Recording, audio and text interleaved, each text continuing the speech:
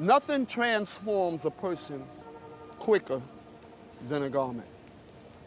Nothing quicker. You put on nice clothes no matter how poor you are or where you come from, and you go downtown, you're just like them. Bonjour mes seigneurs, aujourd'hui c'est un grand jour, c'est ma toute première vidéo YouTube et c'est aussi la toute première fois que je finis un livre de ma vie. Et aujourd'hui on va parler du créateur, du réalisateur de ce livre dans la toute première histoire de mode sur Dapper Dan. Dans cette vidéo vous allez en apprendre plus ou en apprendre tout simplement sur un mec qui a marqué et qui marque encore la mode aujourd'hui. Dapper Dan, c'est un gars, si vous connaissez pas, qui a inventé le monogramme. Le monogramme, si vous savez pas ce que c'est, vous l'avez forcément déjà vu, que ce soit sur les valises, les sacs de vos stars préférées, ou sur les sacoches des mecs qui essaient de vous vendre du shit dans la rue, vous l'avez vu partout. Le monogramme, c'est ça, ou c'est ça. Bon, vous l'avez compris, le monogramme, c'est simplement le fait d'imprimer un logo partout sur du cuir ou sur un matériel. Dapper Dan, c'est celui qui en est à l'origine. Aujourd'hui, vous allez connaître son histoire de son enfance à son apogée. Je suis le papoteur et on va papoter. On est en 1944 à Harlem et Daniel Ray, alias Dapper Dan, vient au monde. Sa mère est femme de ménage pour des familles blanches et son père a 3 boulots différents. Il a 3 frères et 3 sœurs et il vit dans une pauvreté extrême. Il est contraint de voler, que ce soit pour s'habiller ou manger. Malgré tout ça, il ne parle pas de son enfance comme d'un mauvais souvenir. Il parle de son enfance dans un Harlem de partage où toutes les portes étaient ouvertes et où tout le monde veillait sur tout le monde. Mais très vite, il va comprendre que c'est pas l'école ou travailler 3 tafs comme son père qui lui permettront de réussir. C'est là que sa vie va prendre un tournant complètement différent de tous les autres jeunes de son âge. On est un peu avant les années 60 et Harlem, toutes les techniques sont bonnes pour se faire de l'argent. Deal, trafic, paris, les gens qui pratiquent ce genre d'activité se font appeler les hustlers, un terme pour dire débrouillard de la street en gros. Et notre cher Dap, c'est comme ça qu'on va le surnommer, et il va se mettre à les idolâtrer. Ces gens-là, ils ont beaucoup d'argent, ils sont beaux parleurs, mais surtout et principalement, ils ont énormément de style. Et ce qui devait arriver arriva. Dapper Dan va lui aussi devenir un hustler. Alors Dap, à l'inverse des autres hustlers, il a une particularité. Dès qu'il entreprend quelque chose, il va se renseigner à balle sur ce sujet. Et dans son cas, là, il va pratiquer le pari de dés. Il va essayer d'apprendre tout sur les paris de dés, si bien que ça va devenir un maître réputé dans tout Harlem. Et cette activité-là, il va la faire pendant très longtemps. Genre vraiment longtemps quoi. Jusqu'à ses 40 ans, il sera alors un hustler réputé pour ses paris de dés, mais aussi pour son style vestimentaire unique. Et dans ses meilleurs jours, il se fera jusqu'à $20 000 par semaine. C'est énorme. Avec ça, bien sûr, il vient quelques problèmes. Il va être consommateur actif de drogue et il va faire 2 allers-retours en prison. Un pour trafic de drogue, un pour trafic de carte bancaire. Et très vite, il va chercher un business bien plus clean dans lequel il pourra se ranger. On est alors en 1982, Dapper Dan il va sur ses 40 piges, il veut se ranger, avoir un business bien plus clean. Et je pense que vous l'aurez deviné, ce business, c'est les habits. Alors, qu'est-ce qu'il va faire? Il va se documenter comme d'hab, il va lire des livres, il va rencontrer des spécialistes, jusqu'à prendre la décision d'acheter un magasin à la 125e rue d'Harlem. Magasin qui deviendra mythique. Alors Dap, il va commencer par vendre des fourrures, et à l'ouverture de son magasin, ça va faire beaucoup de bruit. Il est connu de tous pour son pari de dés, mais aussi parce qu'il a un style vestimentaire unique. Ses fourrures, elles vont être hyper quali et il va en vendre à balle, si bien qu'il va très vite vouloir chercher de nouveaux produits à vendre. À l'époque, il y a une matière qui est devenue super populaire, qui est portable à toutes les saisons et qui est synonyme de richesse. Une petite idée peut-être, je vous l'ai pas mal teasé depuis le début de la vidéo, c'est le cuir. Le cuir c'est devenu le must-have, et surtout dans les banlieues, dans les communautés afro-américaines, notamment avec la période Black Power. Et cette info-là, Dapper Dan, il sait, et comme on dit, c'est pas tombé dans l'oreille d'un sourd. À peine quelques mois après l'ouverture de son magasin, Dapper Dan va alors vendre des vestes en cuir d'une qualité incroyable. Petit bémol dans tout ça, il va les vendre 300 à 400 $, moins cher que le marché. Alors, bémol, vous allez me dire pourquoi? Eh bah parce que ça va attirer l'attention de ses concurrents. Et les concurrents, ça va leur déplaire fortement.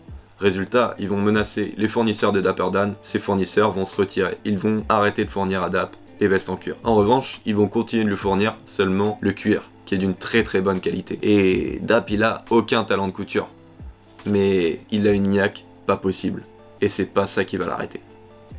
Alors, plutôt que de se décourager, Dapper Dan il va recruter des tailleurs qui viennent tout droit d'Afrique et il va commencer à faire des designs de fourrure combinés avec du cuir. Ça va marcher de fou, si bien qu'il ouvrira son magasin 24 heures sur 24, 7 jours sur 7. Avec tout ça, il y a de plus en plus de hustlers qui venaient, jusqu'au jour qui marquera un tournant définitif dans sa carrière.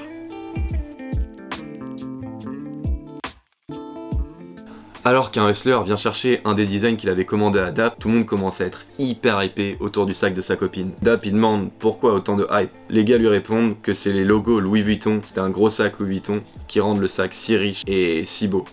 Dap il va proposer au hustler de lui faire une veste comme ce sac, sans même savoir que cette idée-là allait marquer la mode à jamais.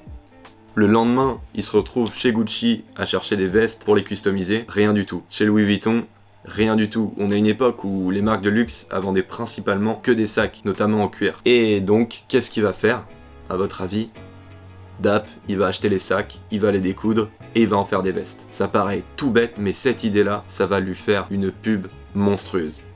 Une semaine à peine après avoir fourni la veste aux hustlers, tous les hustlers de Harlem seront dans son magasin à lui réclamer le même design. Si bien que Dap, il va aller rafler Gucci, Louis Vuitton de tous leurs sacs et que les magasins de luxe, ils vont être en rupture de stock de sacs. Dap, il aura alors plus de matière pour faire ces fameuses vestes qui sont maintenant l'article le plus demandé dans son magasin. Et il va commencer à réfléchir à une solution pour imprimer lui-même les logos des grandes marques sur du cuir. Alors cette solution, comment il va la trouver? Comme d'hab, il va se documenter, rencontrer des spécialistes, se renseigner à balle, jusqu'à trouver une fameuse technique pour imprimer les logos sur du cuir. Et sur n'importe quel cuir. Et surtout n'importe quel logo. Et là, ça lui donnera une liberté d'action si énorme que la machine elle était lancée quoi. Et elle était inarrêtable. Les designs de Dap, ils vont alors commencer à être aperçus partout dans la rue, et à la même période, il y a une énorme épidémie du crack qui frappe les États-Unis. Alors, vous allez me dire, il n'y a pas de rapport, mais si, cette épidémie du crack, elle a divisé les plus pauvres et les dealers qui sont devenus extrêmement riches.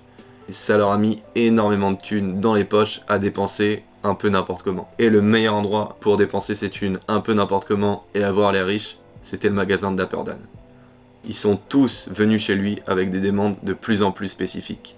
Des vestes avec des poches cachées, des voitures customisées et aussi des vestes gilet pare-balles qui deviendra le best-seller qui s'appellera la Snorkel et qui sera même porté par le fameux Alpo Martinez, un méga dealos de l'époque. De là, les designs de Dap ont commencé encore plus à les voir partout et de plus en plus. Il y avait carrément des contrefaçons de ses habits. Donc là, on parle de contrefaçon, étant donné que Dap, il utilisait des logos de marque qui ne l'autorisaient pas du tout à utiliser. Et il y a une petite phrase qui dit « La rue influence le rap et le rap influence le monde ». Et elle va s'avérer vraiment vraie, notamment dans le cas de notre cher Dapper Dan. Parce que la rue, c'est pas n'importe qui la sape, c'est Dapper Dan lui-même. Et qu'est-ce qui va se passer? Un premier mec va pointer le bout de son nez dans son magasin, LL Cool J, un des rappeurs les plus influents de l'époque, et va demander un design à Dapper Dan, normal. Ensuite, qui va suivre? Eric B et Rakim, pareil, des rappeurs les plus influents de l'époque. Ils vont même jusqu'à porter le design de Dapper Dan sur leur cover d'album. Et puis là, c'était parti. Big Daddy Kane, Public Enemy, et là on parle que des rappeurs, parce que y a pas que des rappeurs qui sont venus saper chez Dap. Il y a aussi des stars, et il y en a une que vous devez forcément connaître. Mac Tyson. Mac Tyson, c'était une étape de plus encore, et il s'en est suivi plein d'autres stars. Mark Jackson, Walter Berry aussi. La liste, elle est interminable. Et Dap, il vendait à tellement de stars que son magasin, il était connu de tous. Et avec la gloire, il vient forcément des problèmes. La popularité qu'avait gagné Dap au cours de ces années, elle avait amené un tout nouveau public à s'intéresser à lui. Et dans ce public, il y avait les marques de luxe. Et les marques de luxe, Dap, il les copiait depuis toutes ces années, et c'était complètement illégal. Résultat, elles vont tout saisir chez lui, toutes ses marchandises, jusqu'à même l'attaquer en justice et saisir ses machines. Dap ne pouvait plus travailler et ça l'a vraiment mis au fond, si bien qu'il a été obligé de fermer son magasin pour la première fois en 9 ans, alors qu'il avait été ouvert 7 jours sur 7, 24 heures sur 24. En parallèle, il échappait à une tentative de kidnapping qui lui laissera une balle qui est encore dans son cou aujourd'hui.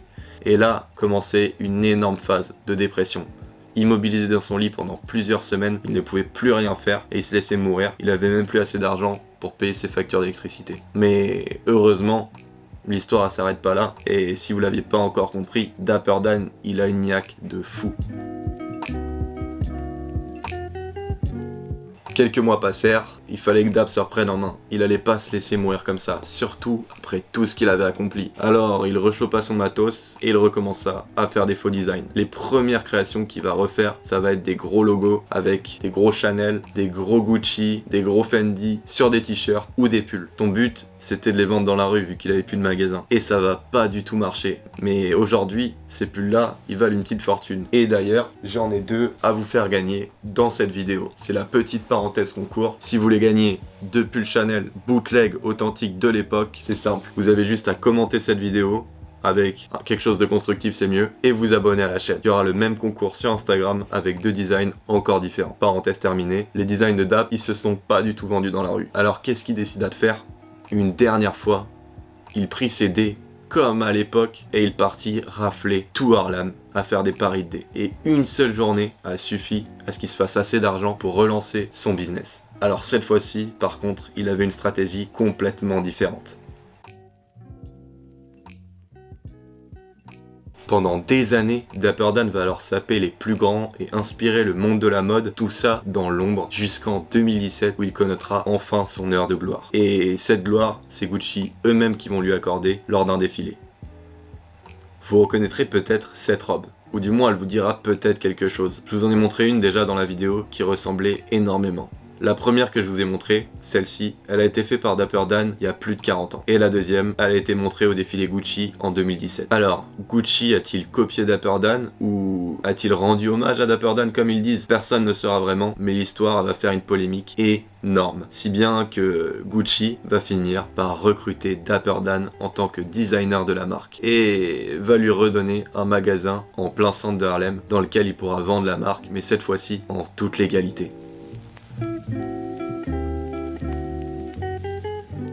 Si on doit récapituler cette histoire, on est sur un mec qui a commencé dans la plus basse des streets, qui a réussi à s'en sortir comme il pouvait, jusqu'à tout reperdre et s'en ressortir une nouvelle fois, et être enfin remarqué et embauché par une grande marque de luxe. Dapper Dan, il a 76 ans aujourd'hui, et c'est une figure de réussite et de persévérance, et franchement, il le mérite plus que personne. Aujourd'hui, ses designs, ils valent une fortune, ils sont quasiment introuvables, mais il ressort forcément des designs en partenariat avec Gucci, qui sont toujours portés d'ailleurs par des très grandes stars. La conclusion de tout ça, c'est que si jamais vous avez un projet, renseignez-vous, lisez les livres, documentez-vous, apprenez tout ce qu'il y a à apprendre sur le sujet jusqu'à devenir un maître comme Dapper Dan. Alors, évitez quand même le petit aspect de l'illégalité de copier des logos, même si bon, c'est quand même stylé. Pour ma part, j'ai kiffé vous faire cette vidéo, c'est la toute première vidéo de la chaîne, alors n'hésitez pas à laisser un commentaire sur les choses qui vous ont plu, mais aussi sur les choses qui vous ont moins plu, afin que je puisse m'améliorer. N'oubliez pas qu'il y a un concours pour gagner ces 2 pulls ici sur la vidéo. Abonnez-vous, commentez simplement et il y aura le même sur Insta @lepapoteur. Merci d'être resté jusqu'au bout, c'était le papoteur. Bisous.